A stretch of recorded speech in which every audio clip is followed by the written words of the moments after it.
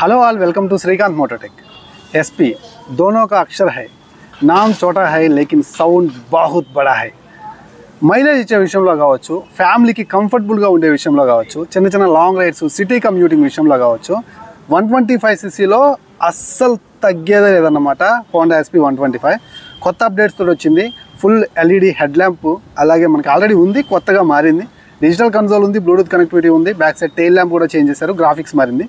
ఇంకా ఉన్న minor changes గురించి కూడా క్లియర్గా మాట్లాడుకుందాం। బిఫోర్ దట్ అందరికీ హ్యాపీ న్యూ ఇయర్। మీరు కూడా మీ లైఫ్లో మీ అచీవ్మెంట్స్ని, గోల్స్ని హ్యాపీగా రీచ్ అవ్వాలని మనస్ఫూర్తిగా కోరుకుంటున్నాను। 2025లో మనం చేస్తున్నటువంటి ఫస్ట్ వీడియో ఇది, కొత్త అప్డేట్ తోటి మొదలు పెట్టాను।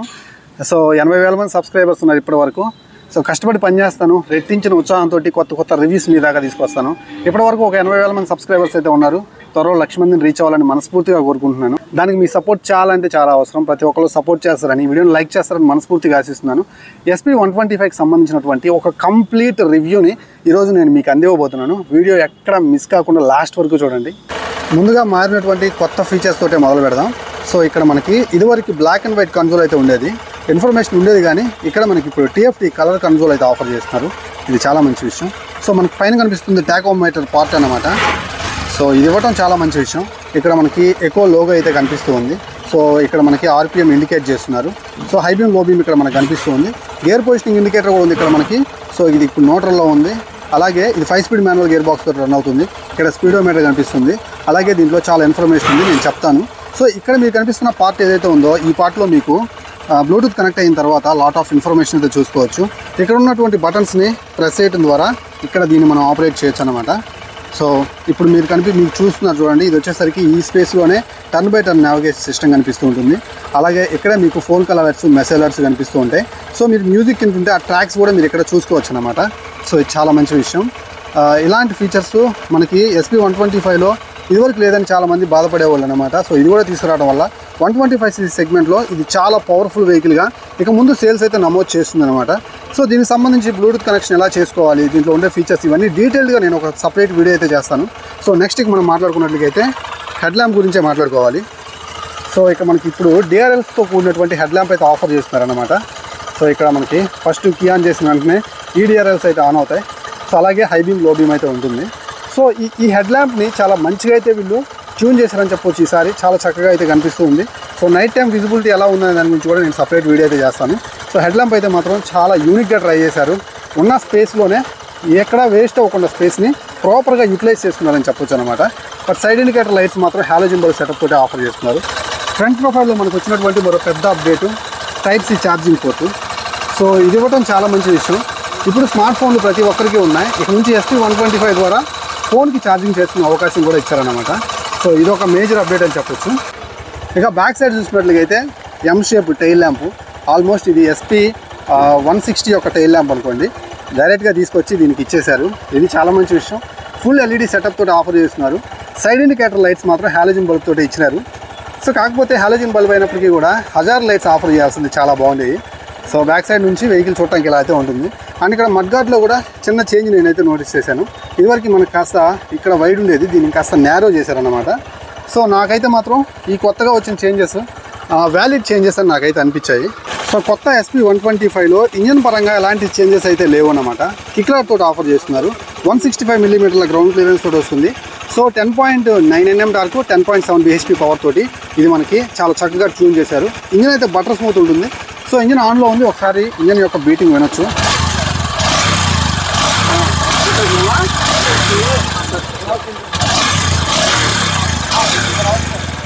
సో 2025 వేరియంట్ చాలా అంటే చాలా స్మూత్, రిఫైన్డ్గా అనిపిస్తుంది అనమాట। వెహికల్ నడిపేటప్పుడు ఇది ఇంకా చాలా స్మూత్గా బిహేవ్ చేస్తుంది।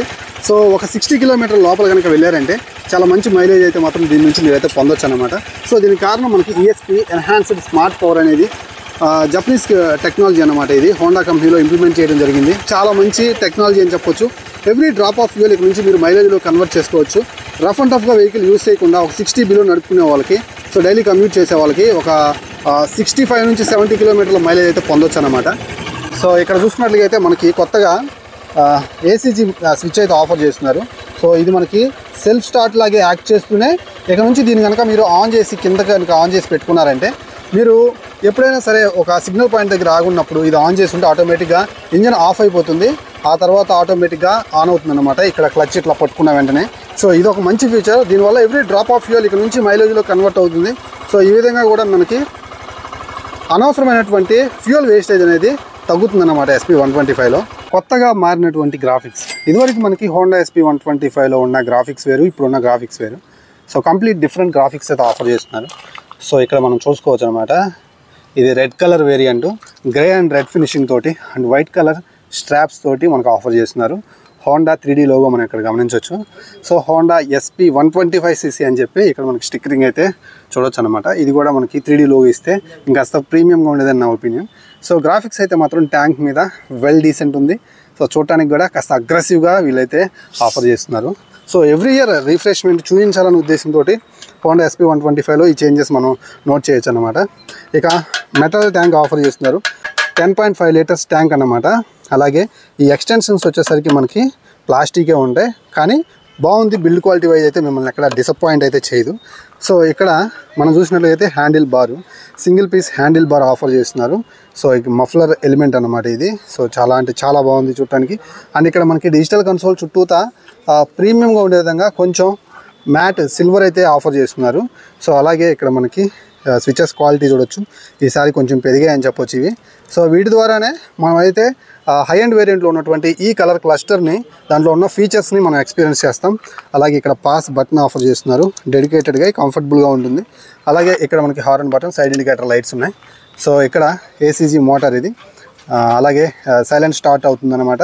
సో కీస్ అయితే చూడొచ్చు, కీస్ అయితే ఏం మారలేదు, సేమ్ కీస్ అయితే ఆఫర్ చేస్తున్నారు. సో ఒక లైట్ వెయిట్ హ్యాండిల్ అన్నమాట. వెహికల్ మీద మనం కూర్చొని ఉన్నప్పుడు ఆ సీట్ మీద కూర్చొని హ్యాండిల్ పట్టుకుంటే రిలాక్స్డ్ సీటింగ్ పోస్చర్ అయితే ఉంటుంది. సో ఫ్రీ హ్యాండిల్ మూమెంట్స్ అయితే ఉంటాయి. చక్కగా సిటీలో లీన్ చేసుకోవచ్చు, సిటీలో అయితే మాత్రం దీన్ని మాన్యూర్ చేసుకోవచ్చు అన్నమాట. సో నెక్స్ట్ దీంట్లో ఉండేటువంటి అట్రాక్టివ్ పార్ట్ సీట్ అని చెప్పొచ్చు. సీట్ అయితే మాత్రం లాంగ్ సీట్, వైడ్ సీటు, ఫ్యామిలీకి ఎంతో ఇష్టమైన సీట్ అని చెప్పొచ్చు. రైడర్కి కంఫర్టబుల్గా ఉంటూనే ఫ్యామిలీని ఎక్కించుకొని కూర్చోడానికి కూడా వైడర్ సీట్ ఆఫర్ చేస్తున్నారు. దానికి సపోర్టివ్ గ్రాబ్ రైల్ మనం ఇక్కడ చూడొచ్చు. సో ఈజీగా ముగ్గురు కూర్చోవచ్చు. ట్రిపుల్ రైడింగ్ అయితే నేను ఎంకరేజ్ చేయను, కానీ ఎమర్జెన్సీ సిచ్యువేషన్లో ఉపయోగపడుతుంది అనమాట. అలాగే పిల్లలను కూర్చోబెట్టుకొని వెళ్ళడానికి ట్యాంక్ కూడా మీకు అంత ఇబ్బంది అయితే పెట్టదు, అంత లావుగా ఏముండదు. ఇక్కడ మాత్రం సన్నగా ఉంటుంది కాబట్టి ఫ్రంట్లో ఫ్యామిలీ, నలుగురుగా ఉన్న ఫ్యామిలీ చక్కగా వెళ్ళొచ్చు అనమాట. సో ఇక మనం మాట్లాడుకున్నట్లయితే ఈ వెహికల్లో ఫ్రంట్ ప్రొఫైల్ గురించి మాట్లాడుకోవాలి. సో ఇక్కడ మనకి టెలిస్కోపిక్ సస్పెన్షన్ అయితే ఆఫర్ చేస్తున్నారు, ఆల్మోస్ట్ 33 mm. ఈ సంవత్సరం ఏం పెరగలేదు, అదే సస్పెన్షన్ మనకైతే ఉందన్నమాట. ఇక ఫ్రంట్లో మనకి 80/100 సెక్షన్ టైర్ అయితే ఉంటుంది. సో ఇది మనకి 130 mm డ్రమ్ బ్రేక్ తోటి వస్తుంది.